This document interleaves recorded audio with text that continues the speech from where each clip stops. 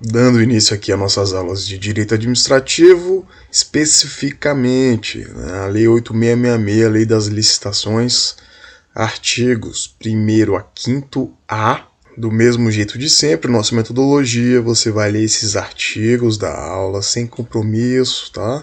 Sem forçar o entendimento. Depois fazemos aqui todas as questões destes artigos e voltamos aqui ao final com a leitura dos mesmos. Lembrando, por favor, né, velocidade 2, sempre velocidade 2. Se você não está acostumado ainda, está achando que você não consegue assistir na velocidade 2, é besteira. É tudo questão de costume. Então no início, às vezes, a absorção vai ser menor, mas com o passar do tempo você vai se acostumando e a velocidade 2 passa a ser uma regra, entendeu? Você fica até agoniado às vezes porque está na velocidade 1. Então vamos lá, vamos para as nossas questões, porque é a literalidade que importa, tá? Vamos pro jogo, questão 147. Eu tive até que editar, rapaz, porque essa questão aqui não tem nada a ver com o artigo 1º a 5º da nossa lei de licitações, tá? Ele até menciona aqui, ó, a lei número 12.846, lei de anticorrupção empresarial. Muito provavelmente essa questão tem a ver com essa lei, tá? E o TEC colocou aqui na parte dos princípios das licitações, nada a ver. Então vamos pular aqui tranquilo, viu? Questão 148. A licitação tem como um de seus princípios específicos o do julgamento objetivo, que significa, ótimo, então, o que a questão está cobrando aqui? Ela quer saber especificamente sobre o julgamento objetivo. O que significa o julgamento objetivo? Vamos lá, item A. A vedação de cláusulas ou condições que comprometam a ideia de proposta mais vantajosa à administração. Na leitura sem compromisso, você viu aí que tratamos sobre os princípios no artigo 3º, né?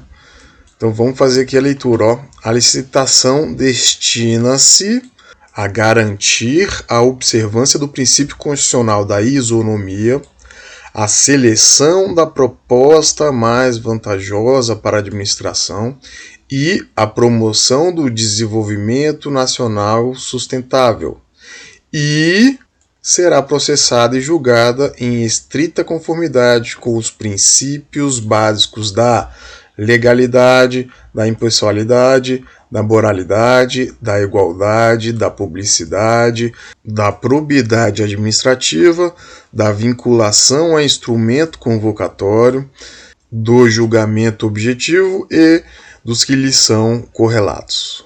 Então, dividindo por partes aqui o nosso artigo 3º, a gente percebe que na primeira parte ele trata sobre os objetivos da licitação, tá?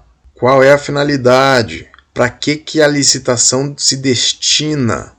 Então vou botar aqui F de finalidade, né? Para que ela se destina?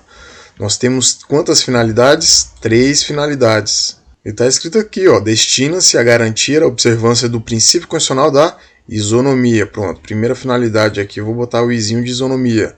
Segunda finalidade, a seleção da proposta mais vantajosa para a administração. Então vou botar aqui, ó, proposta mais vantajosa, vou botar um maisinho e V de mais vantajosa, tá? E a terceira finalidade aqui, ó, desenvolvimento, promoção, né, do desenvolvimento nacional sustentável. Pronto. Essas são as 3 finalidades. E agora os princípios. Opa, tá aqui justamente na nossa segunda parte. Aqui, ó. Primeira parte, ó. A licitação destina-se a essas 3 finalidades.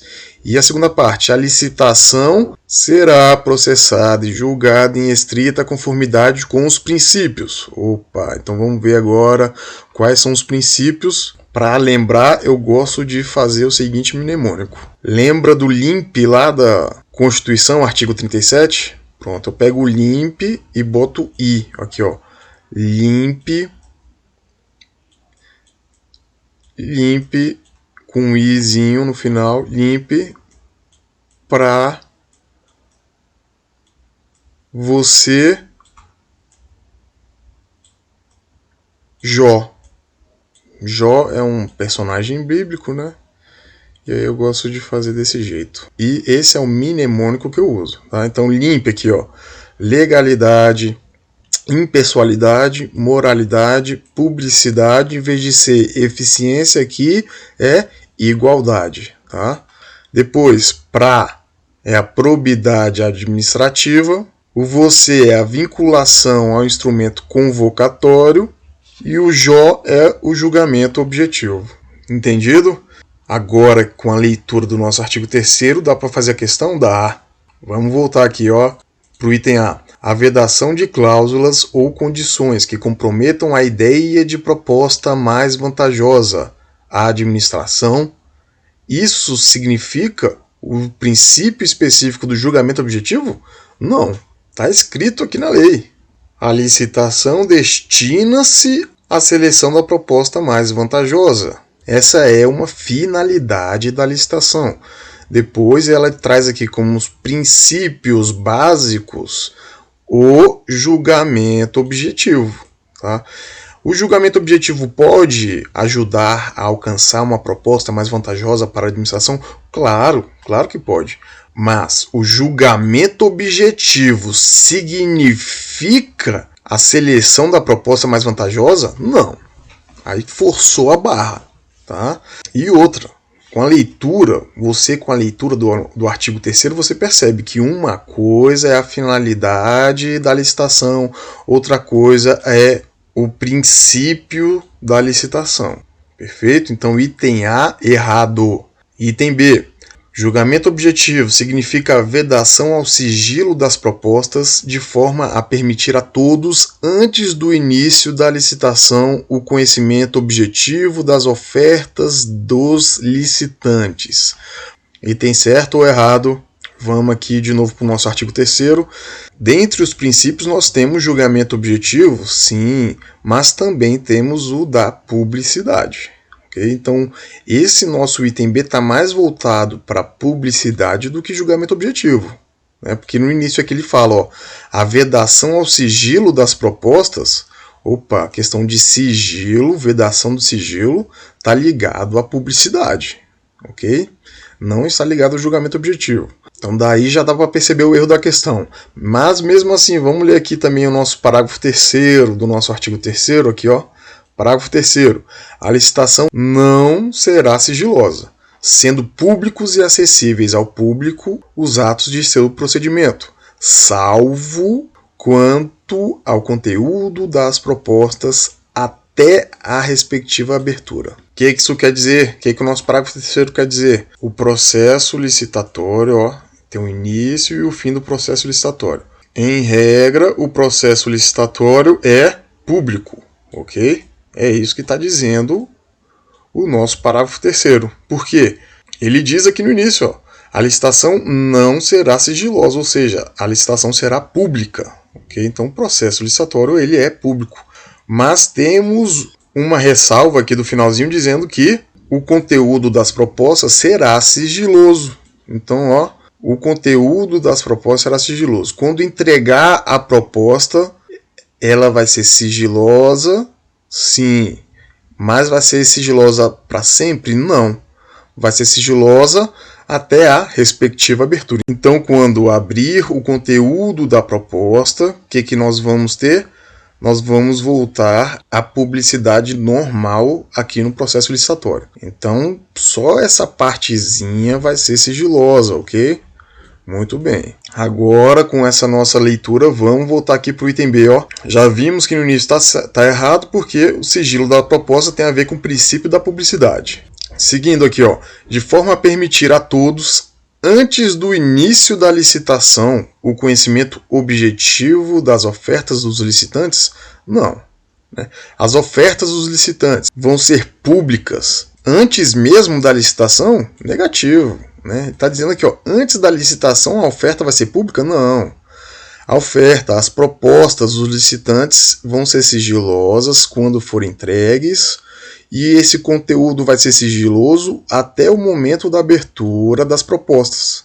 Aí sim volta o caráter público do processo licitatório normalmente. Ok? Maravilha, então item B também errado. Item C. Julgamento objetivo significa ser vedada a utilização no julgamento das propostas de elemento, critério ou fator sigiloso, secreto, subjetivo ou reservado. Mesmo a leitura sendo um pouquinho mais chatinha, a gente percebe que há uma lógica maior com o item C, certo? Olha aqui, ó, o que está dizendo? Que no momento do julgamento das propostas, certo? O que vai acontecer? Haverá um julgamento objetivo? Sim, porque o julgamento objetivo veda a utilização do agente público que está julgando a licitação, veda que ele utilize elemento, critério ou fator sigiloso, ou seja, que não é aberto ali para que as pessoas não sabem quais são os critérios, os elementos e o fator de julgamento, ou então ele utilize algum elemento subjetivo que seja do seu gosto pessoal ou de algum favorecimento íntimo ou reservado também, entendido? Então, realmente, o item C traz mais lógica com o significado do princípio do julgamento objetivo, tá? É sim a nossa resposta. Vamos ler aqui por último o item D, ó. Julgamento objetivo significa ser impositivo, julgamento célere e oral das propostas, a acarretar a imediata contratação do licitante vencedor. Perceba que o item D está trazendo uma ideia de tempo, ok? Ele quer aqui, ó, um julgamento célere. Para começar, dentre aqui, ó, os princípios específicos da licitação, ou seja, os princípios aqui, ó, específicos do artigo 3º. Temos aqui escrito julgamento célere? Temos aqui algum princípio que nos traga uma ideia de tempo? Não. Implicitamente ou utilizando lá o princípio da eficiência lá da nossa Constituição, nós podemos também ter uma ideia de tempo, mas especificamente aqui no artigo 3º, não. Perfeito? Por isso que o nosso item D está errado, quando ele diz aqui essa ideia de julgamento célere e oral das propostas para acarretar a imediata contratação do licitante vencedor. Então, maravilha, vamos lá para o nosso próximo item aqui, 149. Ah, não, aqui já vai para o artigo 17 e 19, ó. Então, aqui encerrou as nossas questões. Então, vamos agora para a nossa leitura final, destacando aqui o que for mais importante. Vou até maximizar aqui, ó. Pronto. Nossa Lei 8666 foi criada em 93 e ela está fazendo o quê? Regulamentando o artigo 37, inciso 21 da Constituição. Sempre que estiver acontecendo isso, gente, você tem que ir lá na Constituição e pegar o artigo, ok? Sem preguiça. Aqui, ó, copia e cola. Então vamos ler.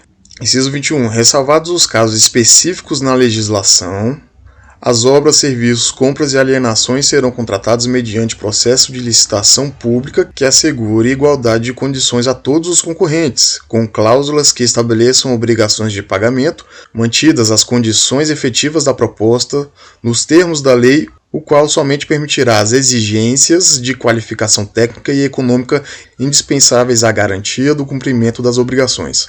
Nossa Lei 8666 está regulamentando justamente esse nosso inciso. E o que ele está dizendo?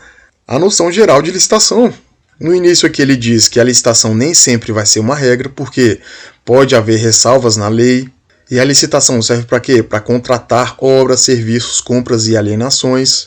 E que a licitação pública ela vai assegurar o quê? A igualdade de condições a todos os concorrentes. De que forma ela vai fazer isso? Com cláusulas que estabeleçam obrigações de pagamento, mantendo também as condições efetivas da proposta, ou seja, as condições da proposta não podem ser modificadas substantivamente. E tudo isso vai acontecer nos termos da lei. E o finalzinho diz o que aqui, ó, o qual, quem que é o qual? É o processo de licitação pública, ok? Então, o processo de licitação pública somente permitirá as exigências de qualificação técnica e econômica indispensáveis à garantia do cumprimento das obrigações. Isso quer dizer o quê? Que o processo licitatório, quais são as suas exigências? Tem que ser qualificação técnica e econômica. Pode ter exigências que fujam muito dessa qualificação técnica e qualificação econômica? Não. Tá? E para que isso serve, essa qualificação, essa exigência dessas qualificações? para garantir o cumprimento da obrigação e não chegar na hora do cumprimento do contrato, o contratado chegar e falar, olha, não estou conseguindo cumprir essa obrigação não, desculpa aí, entendeu? Então isso minimiza essa possibilidade, ok? Beleza, então esse é o nosso artigo 37, inciso 21 da Constituição. Vamos ler agora a nossa lei. Parte inicial vai tratar aqui sempre, né, costuma ser das disposições gerais. E para variar também, o que a gente fala no início? Dos princípios. Pronto. Então, nesse início aqui, a gente tem em mente que vamos tratar mais dos princípios da licitação. Artigo 1º. Esta lei estabelece normas gerais sobre licitações e contratos administrativos pertinentes a obras, serviços, inclusive de publicidade, compras, alienações e locações no âmbito dos poderes da União, dos Estados, do Distrito Federal e dos municípios. Então, o que destacamos? Que a 8666 traz normas gerais, ou seja, poderemos ter normas específicas de licitações? Sim. Por exemplo, estados, Distrito Federal e municípios podem dispor outras normas específicas. E a União também. Tá? E essas normas se referem a obras, serviços, inclusive de publicidade, tá? Principalmente de publicidade. Compras, alienações e locações. Isso ocorre em todos os poderes? Sim. Ocorre tanto no poder judiciário, como no legislativo, como no executivo de cada um dos entes federativos, ok? Muito bem, parágrafo único. Subordinam-se ao regime desta lei, além dos órgãos da administração direta, os fundos especiais, as autarquias, as fundações públicas, as empresas públicas, as sociedades de economia mista e demais entidades controladas direta ou indiretamente pela União, Estados, Distrito Federal e municípios. Então vamos listar aqui, ó. Além da administração direta, quem mais que a gente tem aqui? Ó, a gente tem a administração direta e também a indireta. Olha aqui, ó, autarquias, fundações públicas, empresas públicas e sociedade de economia mista são a nossa administração indireta. Tá? Então, a administração direta e indireta. Além dessas duas, quem mais? Os fundos especiais. Opa, então vamos botar aqui, ó, administração direta e indireta, fundo especial e, no finalzinho aqui, ó, entidades controladas direta e diretamente. Então, aqui, ó, entidades controladas direta e indiretamente. Entendido? Essas é a nossa listinha dos órgãos que se subordinam a esta lei. Seguindo, vamos lá, artigo 2º agora. As obras, serviços, inclusive de publicidade, compras, alienações, concessões, permissões e locações da administração pública, quando contratadas com terceiros, serão necessariamente precedidas de licitação, ressalvadas as hipóteses previstas nessa lei.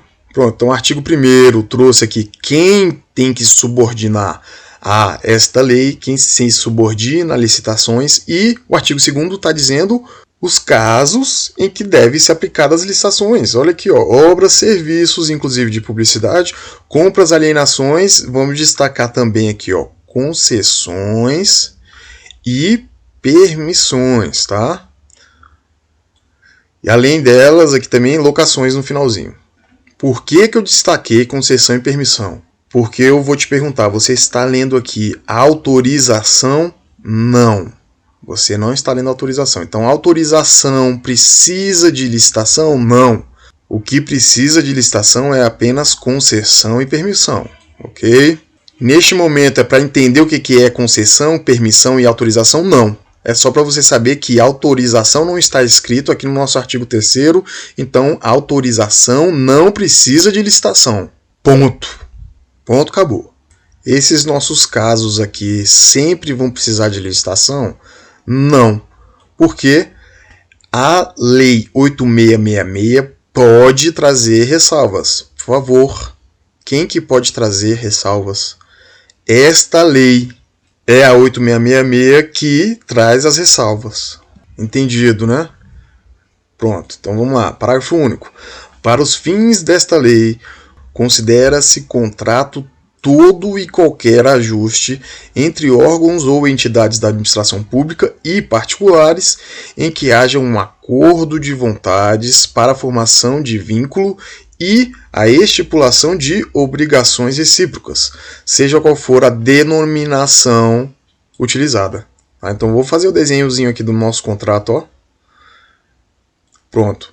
Sempre vai ser um contrato quando houver um ajuste entre a administração pública e o particular, tá? Pronto, tá aqui, ó. Pública e particular. Sempre que houver ajuste entre o público e particular, qualquer que seja o ajuste, nós vamos ter um contrato de acordo com a Lei 8666, sim. E nesse ajuste, o que tem que ter? Vou botar aqui, ó, página 2 aqui do nosso contrato. O que tem que ter aqui no nosso ajuste? Duas coisinhas. É o acordo de vontades entre as partes e obrigações recíprocas. Tem obrigação unilateral? Não. Obrigação recíproca e acordo de vontades. Ocorrendo isso aqui, sempre vai ser um contrato para fins desta lei? Sim. E o nome do contrato aqui, ó, vou botar X. O nome influencia alguma coisa? Não. Independente do nome, pode ser aqui, ó, abacaxi. Por isso que eu botei X. Pode ser qualquer nome. Vai ser um contrato para fins dessa lei. Ótimo, ótimo. Vamos lá, parágrafo 3º que a gente já leu. Vamos ler de novo, porque é a repetição que nos faz internalizar a literalidade aqui, ó. A licitação destina-se a garantir a observância do princípio constitucional da isonomia, a seleção de proposta mais vantajosa para a administração e a promoção do desenvolvimento nacional sustentável. E será processada e julgada em estrita conformidade com os princípios básicos da legalidade, da impessoalidade, da moralidade, da igualdade, da publicidade, da probidade administrativa, da vinculação a instrumento convocatório e do julgamento objetivo e dos que lhes são correlatos. Lembra da nossa explicação? A primeira parte traz a finalidade da licitação. São 3 finalidades? Sim. É observar o princípio da isonomia, selecionar a proposta mais vantajosa e promover o desenvolvimento nacional. Qual princípio está aqui? Isonomia. É isso que você vai lembrar. E aqui, está escrito proposta mais barata? Não. Está escrito proposta mais vantajosa. Tá? Para ajudar a lembrar, você pensa aqui, ó, em custo-benefício. Tá? A administração sempre vai ficar sopesando o custo-benefício para escolher a proposta. E no finalzinho aqui, a questão de meio ambiente, questão de um futuro melhor, correto? Que é o desenvolvimento nacional sustentável. Certo? Não pode licitar buscando desenvolvimento a qualquer custo. Tá? Tem que ser de forma sustentável. E a segunda parte traz os princípios da nossa licitação. Sim. E o nosso mnemônico é qual? Limpe para você, Jó. Pronto. Legalidade, impessoalidade, moralidade, publicidade e igualdade, porque aqui, ó, trocou o nosso limpe lá do artigo 37 da Constituição, trocou o Ezinho de eficiência por igualdade, certo? Então, limpe com I, é probidade administrativa, você, vinculação ao instrumento convocatório, e Jó é o julgamento objetivo. Né? Lembrando também, só para fixar o mnemônico, Jó é um personagem bíblico. Então vamos lá, nosso parágrafo 1º. É vedado aos agentes públicos. Opa, vamos ver então o que é proibido aos agentes públicos. Admitir, prever, incluir ou tolerar nos atos de convocação cláusulas ou condições que prometam, restringam ou frustrem o seu caráter competitivo, inclusive nos casos de sociedades cooperativas, e estabeleçam preferências ou distinções em razão da naturalidade, da sede ou domicílio do licitante ou de qualquer outra circunstância impertinente ou irrelevante para o específico objetivo do contrato, ressalvado o disposto nos parágrafos 5º a 12 deste artigo e no artigo 3º da Lei 8248. Chuta o que a gente vai fazer aqui no finalzinho, ó, com esse artigo 3º da Lei 8428. Sim, Vamos lá nessa lei 8428 pegar esse artigo. Aqui. Colei. Pronto. Artigo 3º. O PMI será aberto mediante chamamento público a ser promovido pelo órgão ou pela entidade que detenha a competência prevista no artigo 2º, de ofício ou por provocação de pessoa física ou jurídica interessada. Pronto. Copiou. E sempre vai ler essa anotação quando ler o nosso dispositivo. Tá? Então, o que a gente destacou? Que é proibido ao agente público ali na licitação fazer o quê? Prejudicar o caráter competitivo, inclusive nos casos de sociedade cooperativa, tá? Então, no caso de sociedade cooperativa, também tem que manter o caráter competitivo, ok? E outra vedação aqui do dispositivo é estabelecer algum tipo de preferência.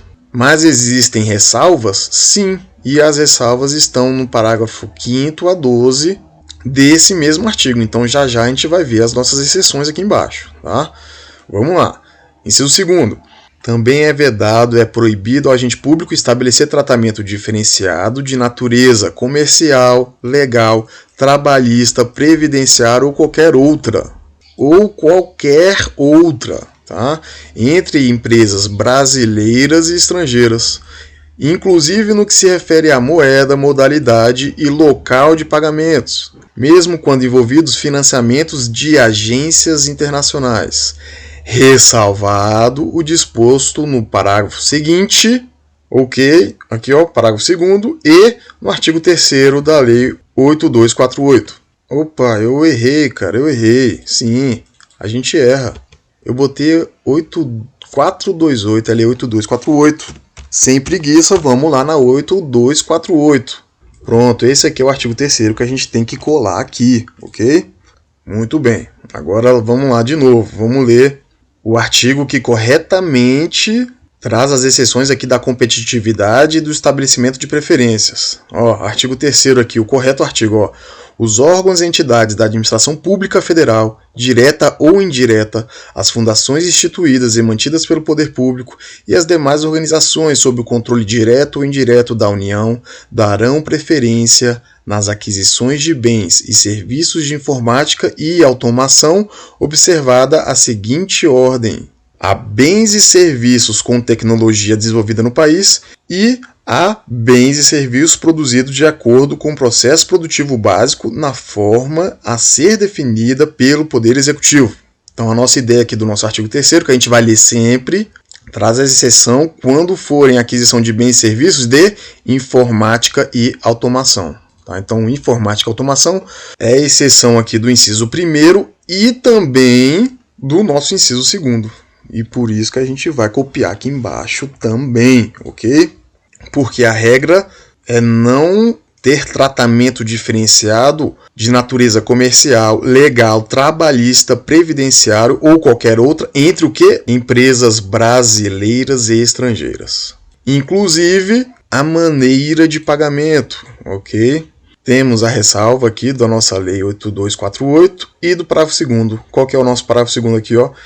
Em igualdade de condições, como critério de desempate, será assegurado preferência sucessivamente aos bens e serviços. Por favor, preste atenção aqui, É desempate, é o critério de desempate que nós vamos estudar agora. E esses critérios estão dispostos de forma sucessiva, ou seja, a ordem importa. A ordem importa. Então, empresas que se igualaram, primeiro critério de desempate vai ser se os bens e serviços estão sendo produzidos no país. Segundo critério de desempate, bens e serviços produzidos ou prestados por empresas brasileiras.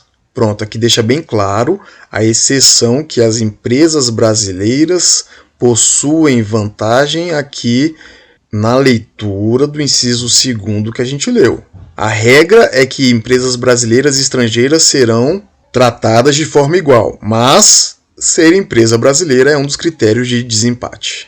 Tá? Então, primeiro, produto produzido no país. Segundo, a empresa ser brasileira. Terceiro, bens e serviços produzidos ou prestados por empresas que investam em pesquisa e desenvolvimento de tecnologia no país. Tá? Então, empresas que investam em tecnologia no Brasil, tá? Tem que ser no Brasil o investimento.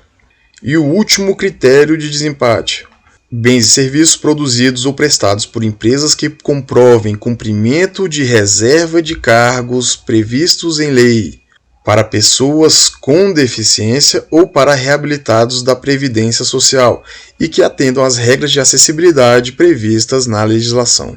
Então, as empresas que estão com vagas destinadas a deficientes ou reabilitados da Previdência e também possuem acessibilidade ali na sua estrutura empresarial, o que vai acontecer? Eles conseguem ganhar no último critério de desempate no processo licitatório. Tá? Lembrando, eu falei aqui, primeiro critério no inciso 2, porque o primeiro foi revogado, ok? Por isso que o inciso 2 é o primeiro critério, aqui é o segundo, aqui é o terceiro e aqui é o quarto. Então nós vimos aqui o nosso parágrafo 2º trazendo critérios de desempate que resulta num tratamento diferenciado entre as empresas que concorrem ao processo licitatório. Vamos lá, parágrafo 3º. A licitação não será sigilosa, sendo públicos e acessíveis ao público os atos de seu procedimento, salvo quanto ao conteúdo das propostas até a respectiva abertura.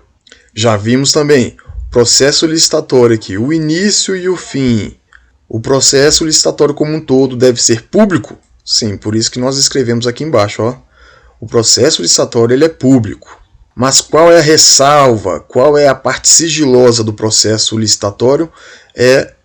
No momento que entrega as propostas, e essas propostas continuarão sendo sigilosas até o momento da abertura destas propostas, ok? A partir do momento que abriu, volta a ser público normalmente o processo licitatório. Chegamos então no parágrafo 5º. Lembra, o parágrafo 5º até o parágrafo 12 é a ressalva do caráter competitivo e do não estabelecimento de preferências entre os que participam do processo licitatório. Tá? Então vamos ver a nossa primeira exceção aqui, ressalvados parágrafo 5º a 12. Vamos ver. No processo de licitação, poderá ser estabelecida margem de preferência. Pronto. Então, mesmo sem você saber o que é margem de preferência, você sabe que a margem de preferência é uma exceção do caráter competitivo do processo licitatório. Entendido? É isso que a gente precisa saber. É isso que a gente precisa levar para a prova. Tá? Então, a margem de preferência vai ser estabelecida para produtos manufaturados e também para serviços, ok? Então, produtos manufaturados e serviços, quando estes forem nacionais e que atendam às normas técnicas brasileiras, teremos aqui a primeira situação de margem de preferência. E o próximo inciso, prevendo o segundo caso de margem de preferência, será estabelecida margem de preferência para bens e serviços produzidos ou prestados por empresas que comprovem cumprimento de reserva de cargos previstas em lei para pessoas com deficiência ou para reabilitados da Previdência Social e que atendam às regras de acessibilidade previstas na legislação. Não acabamos de ler esse mesmo dispositivo aqui como último critério de desempate? Sim. Isso vale tanto como critério de desempate, como também margem de preferência. Entendido? Isso aqui para você ver a importância que a lei deu para essa reserva de cargos aqui e também a acessibilidade. Tá? Então aqui a gente viu quem possui essa margem de preferência.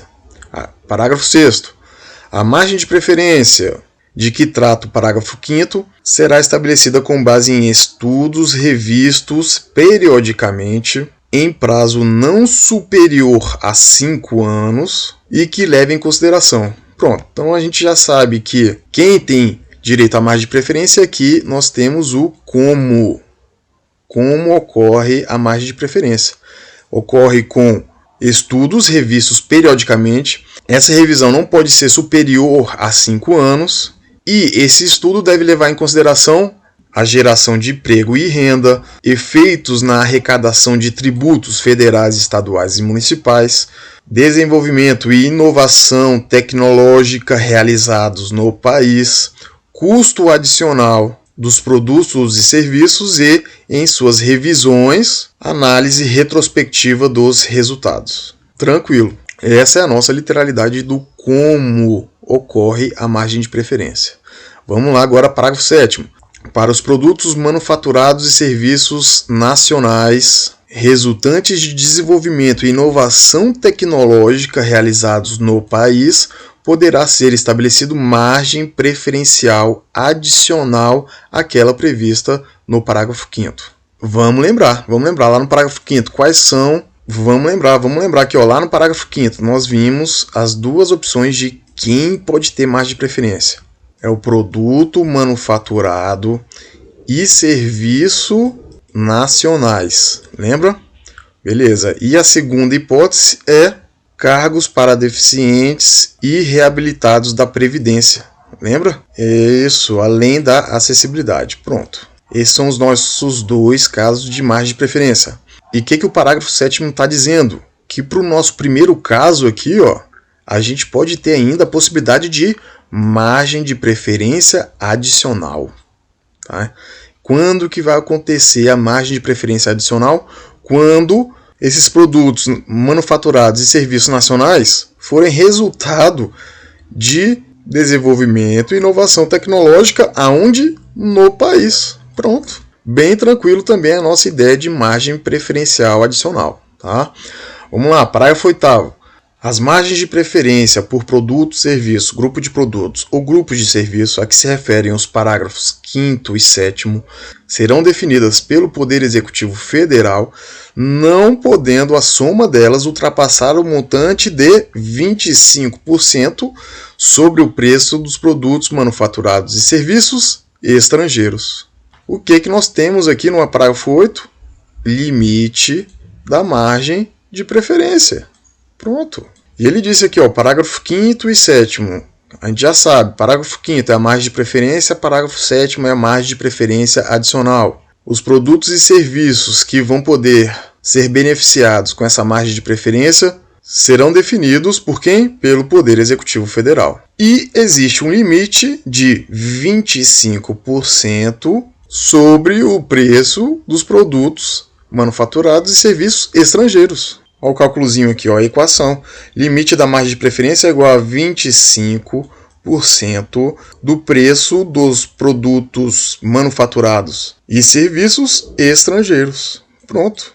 Então, bem tranquilo também o nosso limite do parágrafo 8º para a margem de preferência. Vamos lá, parágrafo 9º agora. As disposições contidas no parágrafo 5º e 7º deste artigo não se aplicam aos bens e serviços cuja capacidade de produção ou prestação no país seja inferior. Opa, então o parágrafo 9º está trazendo aqui, ó, quando não vai poder ter margem de preferência, certo? Quando que não vai poder ter margem de preferência? Quando a capacidade de produção-prestação no país for inferior à quantidade a ser adquirida ou contratada. O que está dizendo? Quando o Brasil não for capaz de produzir ou prestar a quantidade de bens e serviços que a licitação quer adquirir ou contratar, vai poder ter margem de preferência? Não. Entendido?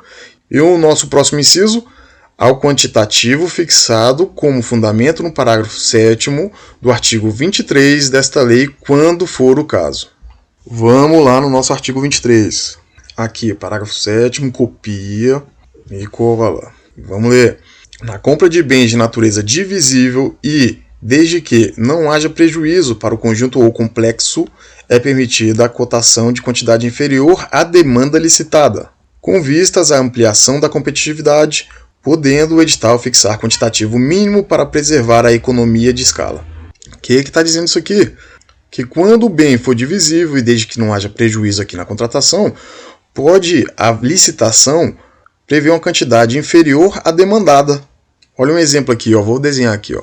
A administração precisa, por exemplo, de 10 aviões. É difícil fazer avião, né? Pronto. Então lá na licitação ela fala, ó, eu quero 10 aviões, mas eu posso também cotar aqui, ó, 3 aviões, já que mais empresas vão poder conseguir atender a entrega de 3 aviões, ou seja, mais competitividade, e não pode ser inferior a 3, porque de 3 para cima eu continuo tendo escala, ou seja, na compra de 3 o valor unitário diminui. E isso aqui só pode acontecer quando nós tivermos bens divisíveis, ou seja, um avião não depende do outro, são bens divisíveis. E nesse meu caso específico, também a cotação aqui inferior à demanda, né, cotando 3 aviões, eu não tenho prejuízo no meu conjunto total de aviões aqui. Entendido? É isso que traz o nosso inciso segundo, que impede nessa situação aqui existir margem de preferência. Muito bem, vamos lá, parágrafo 10. A margem de preferência a que se refere o parágrafo 5º poderá ser estendida, total ou parcialmente, aos bens e serviços originários dos Estados partes do Mercado Comum do Sul, Mercosul. Pronto, então, de novo, as duas hipóteses aqui são os produtos manufaturados e serviços nacionais, além dos cargos previstos para deficientes e reabilitados da Previdência, mais acessibilidade. Então, no nosso primeiro caso, de produtos manufaturados e serviços nacionais, quando esses também forem produzidos aqui no Mercosul, vamos ter margem de preferência? Sim, entendido? É justamente a nossa literalidade do parágrafo 10. Vamos lá, parágrafo 11. Os editais de licitação para a contratação de bens, serviços e obras poderão, mediante prévia justificativa da autoridade competente, exigir que o contratado promova em favor do órgão ou entidade integrante da administração pública ou daqueles por ela indicados a partir do processo isonômico, medidas de compensação comercial, industrial, tecnológica ou acesso a condições vantajosas de financiamento, cumulativamente ou não, na forma estabelecida pelo Poder Executivo Federal. Então o que a gente tem aqui? O edital da licitação ele pode prever o quê? Que o particular contratado, tá? Vou botar aqui, particular contratado, ele vai promover medidas de compensação e também condições vantajosas de financiamento. Essas duas previsões podem ser cumulativas ou não. Tá? Então, nesse caso aqui, quem está trazendo aqui medidas de compensação e condições vantajosas de financiamento não é o órgão licitante, não. Tá? É o contratado. Entendido? E isso aqui deve ocorrer mediante prévia justificativa. Tá? Então, o edital vai ter que dizer o porquê está fazendo essa exigência e também a exigência vai ter que ser na forma estabelecida pelo Poder Executivo Federal. Pronto, vamos lá para o nosso parágrafo 12, que é o último parágrafo da nossa exceção da regra de competitividade. Vamos lá. Nas contratações destinadas à implantação, manutenção e ao aperfeiçoamento do sistema de tecnologia de informação e comunicação, considerados estratégicos em ato do Poder Executivo Federal, a licitação poderá ser restrita a bens e serviços com tecnologia desenvolvida no país e produzidos de acordo com o processo produtivo básico de que trata a Lei 10.176. Vamos lá na nossa Lei 10.176. O que ela serve aqui? Para que ela serve? Altera a Lei 8248. Opa, então é a Lei 2848. Sobre a capacitação e competitividade do setor de informática e automação e das outras providências. Pronto, é isso que a gente vai copiar aqui. Pronto, qual que é a preferência que a gente está vendo aqui? A nossa última preferência do parágrafo 12. Contratação com natureza aqui, de comunicação e informação. O que pode acontecer? Quando considerados estratégicos pelo Poder Executivo Federal, a licitação pode ser restrita somente a bens e serviços com tecnologia desenvolvida no país.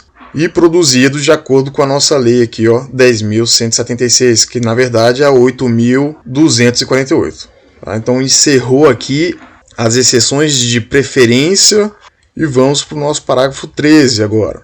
Será divulgada na internet, a cada exercício financeiro, a relação das empresas favorecidas em decorrência do disposto nos parágrafos 5º, 7º, 10, 11 e 12 deste artigo, com indicação do volume de recursos destinados a cada uma delas. Lembra aqui, ó, nosso parágrafo 5º trouxe margem preferencial. O parágrafo 7º trouxe margem preferencial adicional. O parágrafo 10, vamos ver aqui. Foi a margem preferencial para o Mercosul. Ó, foi a margem preferencial para o Mercosul. O 11, vamos ver aqui. O financiamento melhor e compensação comercial. Ó, aqui então, ó, compensação e financiamento. E o 12, informação e comunicação. Pronto. Nesses casos aqui que fogem da nossa regra de competitividade, de ausência de preferência, teremos o quê?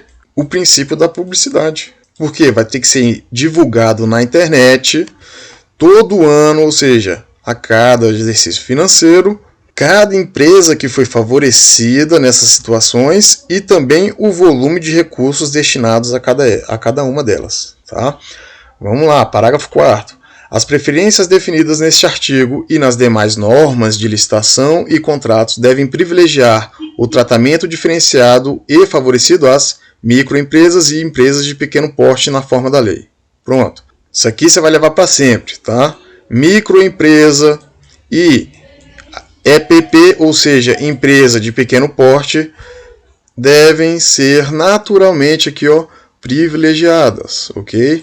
Parágrafo 5º. As preferências dispostas neste artigo prevalecem sobre as demais preferências previstas na legislação quando essas forem praticadas sobre produtos ou serviços estrangeiros. Muito bem.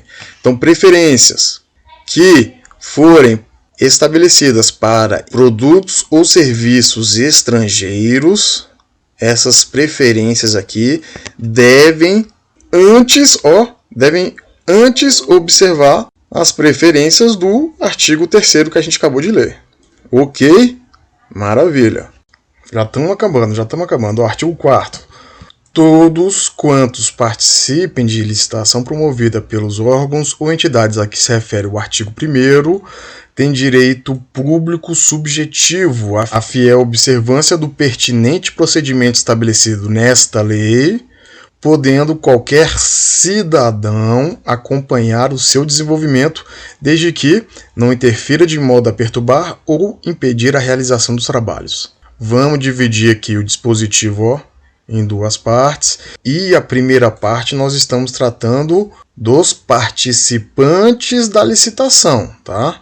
Então, quem está participando da licitação tem direito público subjetivo. Tá? Tem direito público subjetivo à observância fiel das regras de licitação aqui da Lei 8.666. Então está escrito aqui direito privado subjetivo, direito privado objetivo, direito público objetivo, não. Direito público subjetivo, ok? Essa é a nossa primeira parte. E a segunda parte diz o quê? Qualquer cidadão. Por favor, é qualquer pessoa? Não. Está escrito qualquer cidadão, tá? E quando que uma pessoa é considerada um cidadão? Quando ela está em dia com seus direitos políticos, ok? Então uma pessoa, por exemplo, que deixou de votar mais de 3 vezes e não está com seus direitos políticos em dias, o que acontece? Ela é considerada cidadã? Não, essa pessoa não é considerada cidadã. Essa pessoa que não é cidadão pode acompanhar o desenvolvimento da licitação, do processo licitatório? Não. Somente o cidadão. Muito bem, parágrafo único. O procedimento licitatório previsto nesta lei caracteriza ato administrativo formal, seja ele praticado em qualquer esfera da administração pública. Bem tranquilo aqui também, ó. Nosso parágrafo único está classificando o procedimento licitatório como um ato administrativo? Sim. E é ato administrativo material ou formal? Ato administrativo formal. O procedimento licitatório é um ato administrativo formal. Artigo 5º. Todos os valores, preços e custos utilizados nas licitações terão como expressão monetária a moeda corrente nacional, ressalvado o disposto no artigo 42 desta lei, devendo cada unidade da administração, no pagamento das obrigações relativas a fornecimento de bens, locações, realizações de trabalhos e prestação de serviço, obedecer para cada fonte diferenciada de recursos a estrita ordem cronológica das datas de suas exigibilidades, salvo quando presentes relevantes razões de interesse público e mediante prévia justificativa da autoridade competente devidamente publicada. Então a gente já viu aqui que tem um dispositivo 42, vamos lá nele, Tá aqui, ó, vamos copiar e vamos colar aqui. O que está dizendo o nosso artigo 42? Nas concorrências de âmbito internacional, o edital deverá ajustar-se às diretrizes da política monetária e do comércio exterior e atender às exigências dos órgãos competentes. Tá, vamos dividir aqui de novo o artigo, ó, vamos dividir aqui. O que está dizendo a primeira parte? Ó, os valores, preços e custos deverão ter como expressão monetária qual moeda? A moeda corrente nacional. Pronto. Temos ressalvas? Sim, e está no artigo 42 quando trata sobre as concorrências de âmbito internacional. Porque está escrito aqui, ó, quando for concorrência de âmbito internacional tem que seguir o quê? Diretrizes da política monetária exterior e também as diretrizes do comércio exterior, ok? Está escrito aí no nosso artigo 42. E nossa segunda parte está dizendo que a administração no pagamento, ou seja, quando a administração pagar, ela tem que obedecer à ordem cronológica de cada fonte de recurso, ok? Ótimo. Tem ressalva também? Tem. Quando aqui, ó, salvo quando houver razões aqui, ó, de interesse público e mediante prévia justificativa devidamente publicada. Ok? Então temos aqui tanto exceção da moeda corrente nacional, como exceção aqui do pagamento realizado pela administração. Ok? Vamos lá, parágrafo 1º. Os créditos a que se refere esse artigo terão seus valores corrigidos por critérios previstos no ato convocatório e que lhes preservem o valor. Que créditos são esses? Justamente aqui, ó, é a exceção do pagamento que deveria ser feito pela administração. A administração não pagou, vou botar aqui, ó, não pagou, o que acontece? O contratado vai passar a ter um crédito com a administração, entendido? E esse crédito aqui tem que ter os valores corrigidos? Sim, tanto que a correção tem que estar previsto lá no ato convocatório e também a correção ela tem que levar em conta o quê? A preservação do valor principal, do valor inicial, beleza? Então vamos lá, parágrafo 2º. A correção de que se trata o parágrafo anterior, cujo pagamento será feito junto com o principal, correrá à conta das mesmas dotações orçamentárias que atenderem aos créditos a que se referem. Então vamos subir aqui, ó. Lembra dos valores corrigidos? Acabamos de ler, né? Os valores vão ser corrigidos quando a administração deixar de pagar, não é? Pronto. Então essa correção aqui deve ser paga junto com o principal? Sim. Então a gente tem aqui, ó, o crédito é o quê? É igual ao principal mais a correção, não é? Sim. Quando for pagar o crédito, vai ter que pagar o principal e a correção ao mesmo tempo? Sim. E qual orçamento que vai ser utilizado para fazer esse pagamento? Tem que ser da mesma dotação orçamentária destinada a esse crédito aqui, ó, entendido? A correção pode usar outro orçamento que não seja aquele ali do crédito aqui, ó, um orçamento X? Pode? Não. Isso aqui não. Tem que ser o orçamento do crédito. Parágrafo 3º. Observados o disposto no caput, os pagamentos decorrentes de despesas cujos valores não ultrapassem o limite de que trata o inciso 2 do artigo 24, sem prejuízo do que dispõe seu parágrafo único, deverão ser efetuados no prazo de até 5 dias úteis, contados da apresentação da fatura. Vamos lá no nosso artigo 24. Aqui, ó, no caso de dispensa de licitação, olha o limite aqui do nosso inciso 2º, vamos copiar aqui. Ó, o inciso 2º, ó, para outros serviços e compras de valor até 10% do limite previsto na linha A do inciso 2 do artigo anterior e para alienações nos casos previstos nesta lei, desde que não se refiram a parcelas de um mesmo serviço, compra ou alienação de maior vulto que possa ser realizado de uma só vez. Mais para frente a gente vai saber o valor exato, mas o que a gente tem que botar aqui para ir acostumando, que é um valor de até 10% da linha A do inciso 2 do artigo anterior. Pronto. Vamos nos acostumando com isso. Essa é a previsão do inciso 2. E também tem aqui ó, a previsão do parágrafo único. Vamos lá copiar o parágrafo único. Ó, chegamos aqui, o parágrafo único foi revogado, tá? E agora temos 4 parágrafos. Então, para não confundir, não vamos copiar nada, tá? Vamos só subir e voltar à leitura. Depois a gente entende melhor. Tá? Então, vamos ler aqui. Vamos ler o parágrafo 3º. Ó. Observados o disposto no caput. Então, lá no caput a gente está falando sobre pagamento e moeda corrente nacional, né? É isso que tem lá no caput. Vamos seguindo. Ó. Os pagamentos. Então, os pagamentos decorrentes de despesas cujos valores não ultrapassem o limite de que trata o inciso 2 do artigo 24, a gente já sabe que é um valor ali de 10% de outro dispositivo, sem prejuízo do que dispõe seu parágrafo único. O parágrafo único foi revogado. O que vai acontecer? Deverão ser efetuados no prazo de até 5 dias úteis, contados da apresentação da fatura. Então agora ficou mais claro, né? Pagamentos de valores inferiores aqui ao nosso inciso 2 do artigo 24, o que vai acontecer? Eles vão ser efetuados no prazo de até 5 dias úteis, ok? E esse prazo começa a correr a partir de quando? A partir da apresentação da fatura. O contratado apresenta a fatura e então começa a contar o nosso prazo de 5 dias úteis. E o artigo 5º-A. As normas de licitação e contratos devem privilegiar o tratamento diferenciado e favorecido a microempresas e empresas de pequeno porte na forma da lei. A gente já viu também essa disposição antes, ela está sendo reforçada aqui no final e é isso que você tem que levar, tá? Sempre aqui, ó, microempresas e empresas de pequeno porte, EPP, essas empresas aqui devem ser favorecidas, devem ser privilegiadas de acordo com as normas de licitações? Sim! Tudo bem? Então, maravilha, fechamos aqui a nossa leitura em conjunto. E sempre lembrando, tá? Não force o entendimento, é a repetição que a gente vai internalizar a nossa literalidade. Perfeito? Forte abraço e até a próxima aula.